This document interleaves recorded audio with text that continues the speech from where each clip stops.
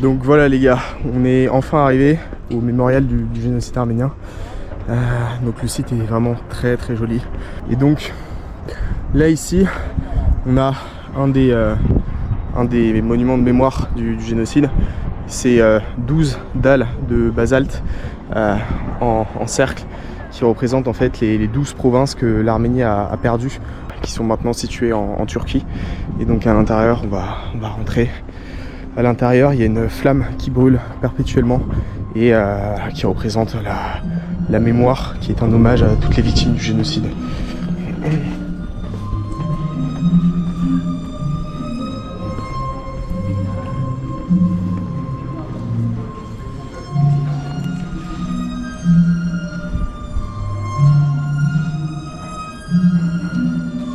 Là, il y a le pic du mémorial du génocide.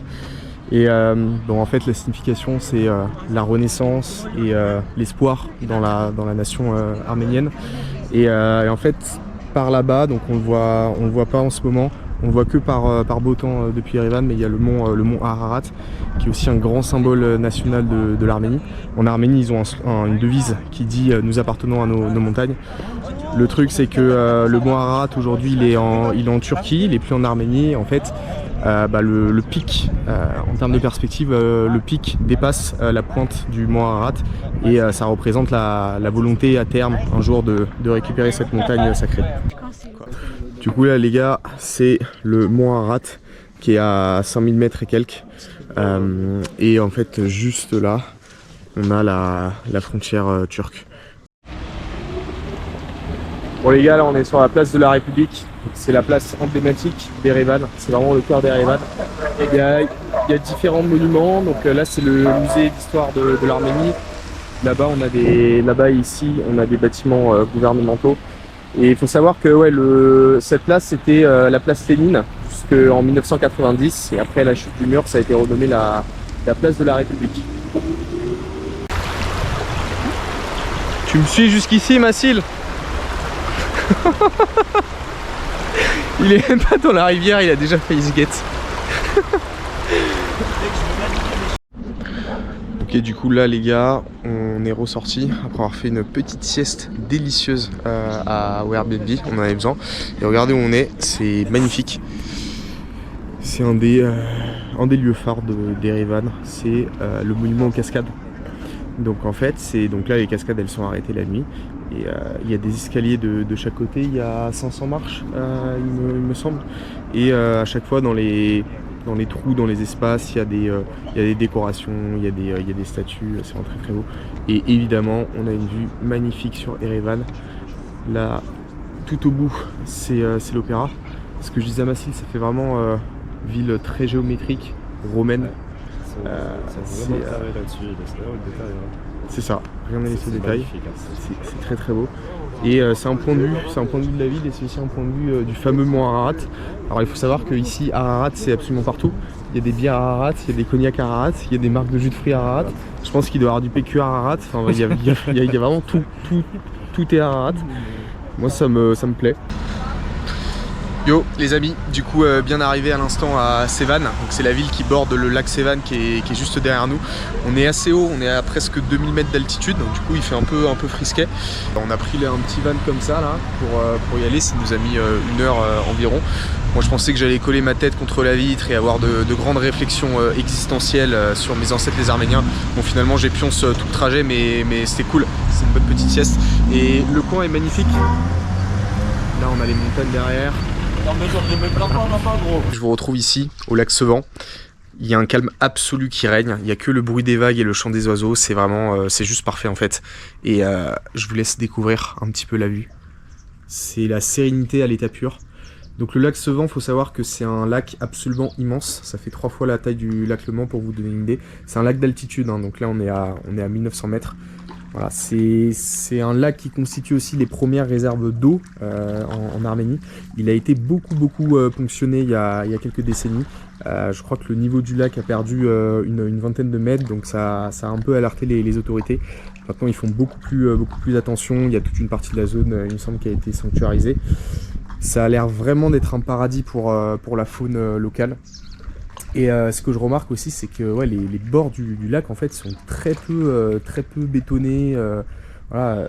Moi je m'attendais, étant donné que c'est à 1 heure d'Erevan, à ce que ce soit vraiment un peu le lieu de villégiature des Arméniens et que ça ressemble à une station balnéaire. Bah en fait pas du tout, il y a un peu peanuts hein, franchement sur les bords du lac. Il y a des petites maisonnettes, bon là-bas il y avait 2-3 restos, on a pris un petit café, mais ouais c'est vraiment très préservé, très authentique. Il y a pas mal, ce qui est marrant c'est qu'il y a pas mal de maisons de bicoques abandonnées aussi, donc là je me suis posé là, franchement bon, je sais pas qui appartient à cette maison mais ça m'a pas l'air très habité, j'espère que c'est pas la maison du fou du lac, mais en tout cas ouais c'est très calme, silencieux, et d'une manière générale en Arménie c'est vraiment calme et silencieux, mis à part quelques klaxons, on est vraiment bien quoi. Ah on est loin de Paris hein, on est très loin de Paris ici. Bien le bonjour. Dernière journée à Erevan, et la plus belle, il doit faire 25 degrés et un grand soleil. Donc en fait il nous est arrivé une petite galère ce matin, on est sorti pour prendre le petit déjeuner, on allait à l'autre bout de la ville, on a voulu essayer un coin sympa et on a perdu les clés du Airbnb. Donc évidemment on s'en est rendu compte en arrivant, donc on a dû retourner là-bas, chercher les clés, on les a pas trouvées tout de suite, enfin bref, on a réussi à les récupérer, mais ça nous a bien pris de bonnes heures et ça a un peu niqué le programme de la journée malheureusement. Donc c'est pas grave, ce qu'on va faire c'est que on va aller dans les parcs d'Erevan, alors qu'il faut savoir qu'à Erevan il y a un demi-cercle de parcs qui ceinture la ville et le concept est vraiment top je trouve. Donc on va aller là-bas et on va essayer de parler aux Arméniens, aux Arméniennes tout simplement, et de leur poser certaines questions intéressantes du type à votre avis quels sont les défis à relever pour l'Arménie aujourd'hui, parce qu'il y a une espèce de frelon là gigantesque qui vole autour de moi. Donc ouais, ce genre de questions, comment vous vous sentez par rapport à ce qui s'est passé il y a 2 ans, l'Artsakh, l'Azerbaïdjan, etc. Je pense qu'il y en aura beaucoup qui seront par défaut sur la défensive vis-à-vis de ces questions qu'on pourrait catégoriser comme sensibles. Ils vont jouer la sécurité et c'est absolument normal. Mais bon, j'espère qu'on va quand même avoir certaines positions et certains avis intéressants. Je vous emmène avec moi, c'est un peu la dernière étape de ce voyage, donc j'espère que ce premier vlog vous avez kiffé comme il se doit. Exprimez-vous en commentaire, dites-le moi, c'est vraiment ce qui va m'encourager à en faire d'autres. Et voilà, bisous, à tout de suite. C'est super, on a rencontré 2 jeunes Arméniens. C'est quoi vos prénoms? What's your name? My name is Hakan, his name is David. Ok, nice to meet you. So Baptiste and Massil. Massil va s'occuper des questions. Donc bah vas-y, go. Ça marche. Alors je vais me permettre de poser les questions en anglais pour les garçons. On est bon. Boys, first of all, I wanted to ask you, what would you think is the main goal of a young Armenian today, or do they still want to live in their country, or as if it may have been in the past, have the volunteer of going abroad, back in Western Europe or United States, for example? In my opinion, I'd say like mostly they want to go abroad, and to like the main goal of the current Armenian younger generation is to like make more money, work from home, and here it's not really like popular, so they want to go up, since it's popular in like Western Europe or in Europe in general and America. It's like more easier to work from home, make more money. Remote works and remote works. Okay. Do you have a lot of contact with Armenians abroad? Even you, do you have a part of your family abroad in the United States, in France? Yeah, I have connections that live in outside of Armenia. They most of them they went to like outside of Armenia like 20 plus years ago. Yeah. Okay. some of them want to come back to Armenia, and some of them don't want to go back to Armenia.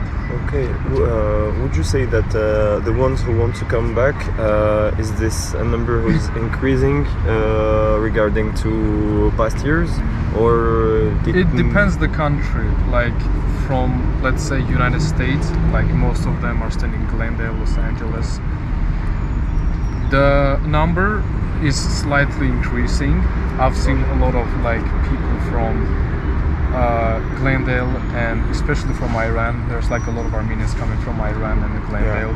Okay. Moscow. Even Moscow. They are coming back. Yeah. Okay. In your opinion, economically, what are the main strengths and weaknesses of Armenia? Well, the prices are slightly starting to increase day by day. So it's a bit hard right now for a lot of Armenians because the prices of everything are starting to increase. A lot of young people are like, since Armenia is getting more and more expensive, and they don't really have like money to go and educate. They start to work from like our ages or even like younger ages. They start to work, even like study and work, and not just work. Okay. Been Thank you. such nice Armenian. I just record nice sweatshirt. Thank you. Tony Montana, Scarface. Nice. Ça marche. How do you see Armenia in like 10, 20 years, 30 years? Do you have a great hope in the future of Armenia? Yes, I think Armenia has great future. Okay, I'm great. very optimistic, and I hope so. as Aryan people, I feel in my heart that Armenia will bright and shine in future. Oh, it's beautiful. It's beautiful. I feel it too. Ok. Franchement les gars, l'ambiance tombée de la nuit sur Erevan à cette période début octobre, c'est tellement doux, c'est tellement mielleux. Il y a juste à se poser sur les petits bancs, sur les petits murets, entendre le son des fontaines, écouter les différents messieurs là qui font des petits concerts, des animations. Et c'est... il y a rien de mieux quoi. Il y a rien de mieux pour être heureux. Petite vidéo de mea culpa. En fait, je tenais à m'excuser de mon accent en anglais qui est éclaté contre un lampadaire. Alors, même moi, ça me fait grincer les oreilles. Donc, même moi, ça me fait grincer les oreilles. Donc, pour vous, j'imagine même pas en fait. Donc, promis, je vais essayer de m'améliorer.